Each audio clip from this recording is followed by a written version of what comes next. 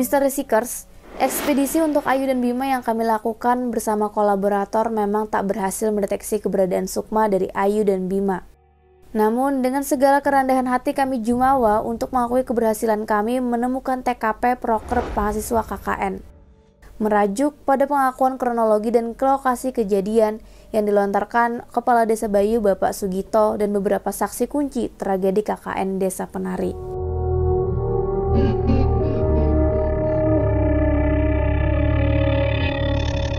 Salut untuk semua kolaborator yang bergabung dalam ekspedisi ini. Terutama untuk inisiator ekspedisi ini, Kapten Ray memang horor. Selain keberhasilan, kami juga mensyukuri kesehatan dan keselamatan kami hingga akhirnya bisa kembali ke pelukan keluarga kami masing-masing.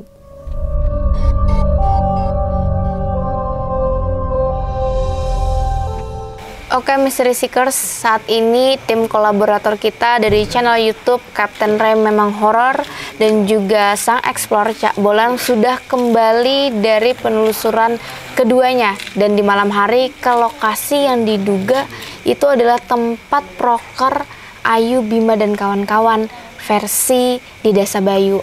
Dan tadi mereka sudah di sana, langsung saja kita tanyakan apa yang mereka dapatkan. Boleh dimulai dari Kapten Ray Memang Horor. Oke, baik. Selamat malam.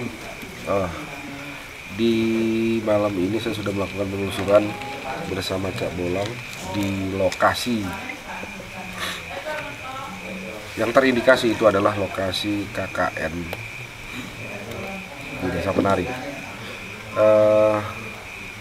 Beberapa clue yang saya dapatkan adalah satu, di situ saya menemui sebuah kuburan, satu blok kuburan, di mana kuburan itu ukurannya cukup kecil dibandingkan kuburan normal pada umumnya. Itu sama seperti halnya pada waktu di dalam film, kuburan yang diselimuti kain hitam. Jadi saya rasa kuburan yang diselimuti kain hitam itu sejatinya tidak ada di sini, hanya saja mungkin itu kuburan anak kecil atau apa ya. Terus yang kedua, saya menemukan sebuah pilar. Pilar ini dari Jalan Wakadam berjarak kurang lebih sekitar 3-5 meter. Jadi kemungkinan apakah ini salah satu bukti puing-puing yang ada di situ?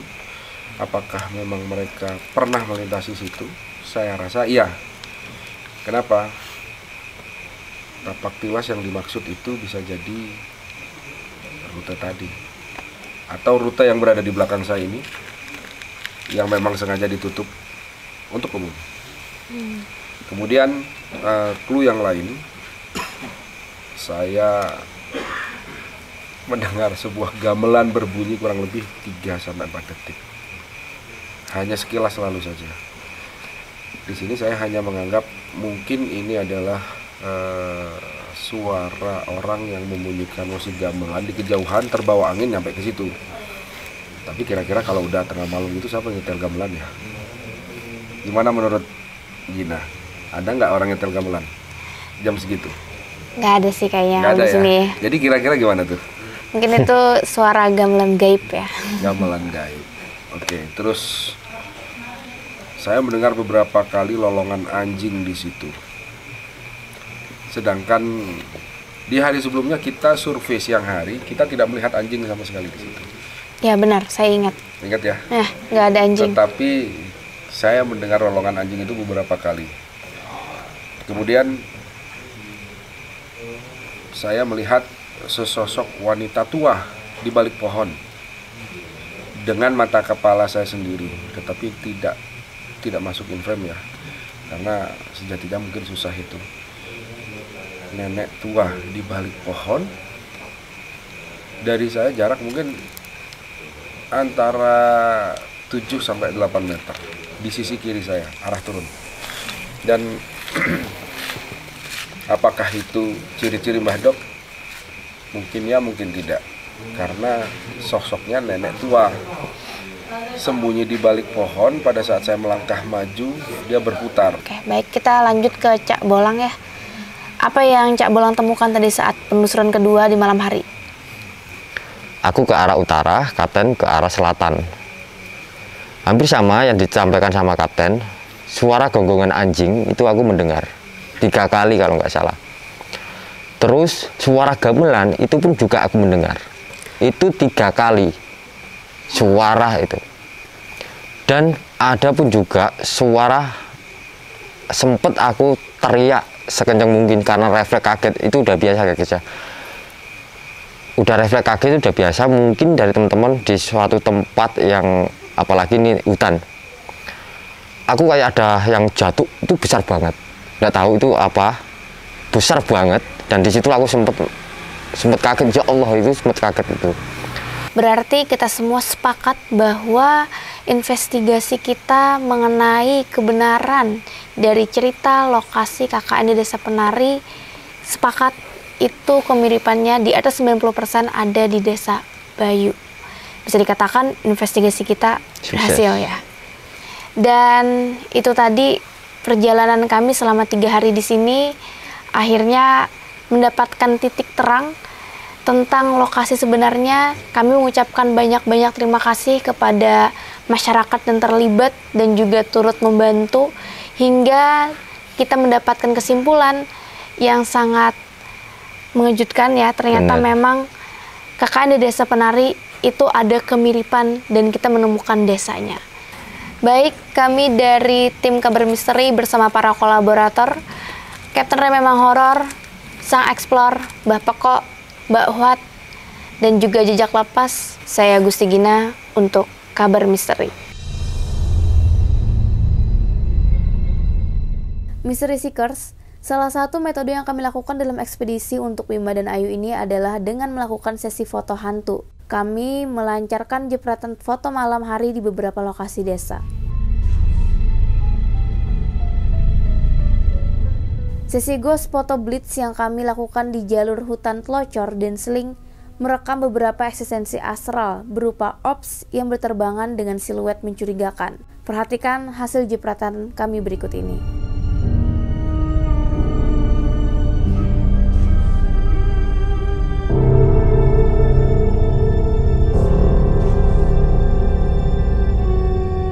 Sementara panen jepretan penampakan kami dapatkan saat melakukan penelusuran di Rawabayu dan hutan Darungan. Perhatikan slideshow Ghost Photo Blitz berikut ini.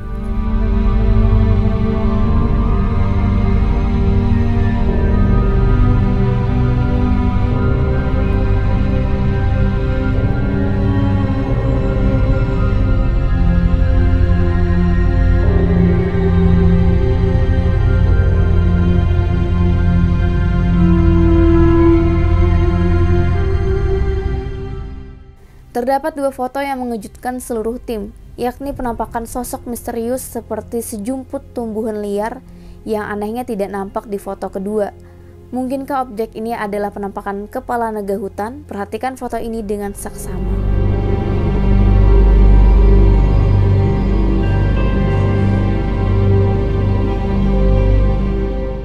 Sementara pada jepretan yang satu ini, tampak 2 sosok misterius terjebak blitz foto. 2 sosok di dalam foto ini adalah sesosok tubuh tanpa kepala dan wajah menyeramkan seperti tengkorak kera. Perhatikan foto ini dengan seksama.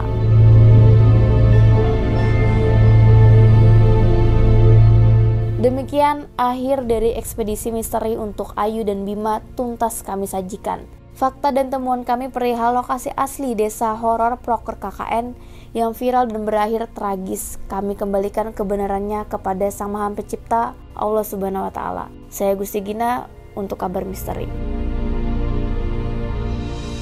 Gue Bejo dari tim Kabar Misteri Zak TV, salah satu tim ekspedisi yang ikut ke Desa Penari kemarin.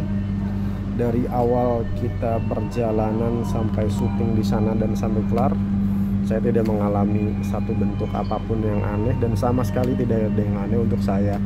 Walaupun yang lain banyak mendengar ada yang suara gamelan dan lain sebagainya, tapi saya tidak ada satupun yang keanehan. Tapi keanehannya ketika saya pulang dari desa KKN menuju Surabaya melalui kereta, ketika lagi saya tidur tiba-tiba ada yang nyolek saya. Mas, iya, saya langsung nengok ke kiri tapi nggak ada orang sama sekali. Karena waktu pergi dari Surabaya ke Desa Penari, saya selalu tidak mengenakan masker dan selalu dicolek oleh security selalu dibilang, Mas, ketika dia nyolek pasti nanya, Mas, maskernya. Makanya ketika kemarin pulang dari Desa Penari ke Surabaya, ketika dicolek, wah saya juga tidak menggunakan masker. Saya pikir itu security. Ketika saya tengok nggak ada. Aneh, siapa yang nyolek saya tadi ya? Udah saya biarin aja itu. Dan colekannya kira-kira nyata banget dan apa gimana? Colekannya bener-bener nyata dan terasa banget. Di mana nyoleknya? Coleknya, Mas, gitu. Dan itu saya sampai bangun dan bilang, iya. Saya langsung, karena posisi saya ada di sebelah kanan ya, dan saya langsung bilang iya, tapi nggak ada orang. Udah, itu biasa lagi. Dan kita mulai di Wisma, istirahat di Wisma karena harus naik kereta pagi ini, untuk nyambung pagi ini. Semalam saya akhirnya setelah podcast itu, sebelum podcast selesai, saya tidur di jam 1 kurang lebih. Tapi saya nggak bisa tidur akhirnya sampai produser saya turun juga. Saya belum tidur. Ketika lampu udah dimatiin semua, saya juga belum tidur.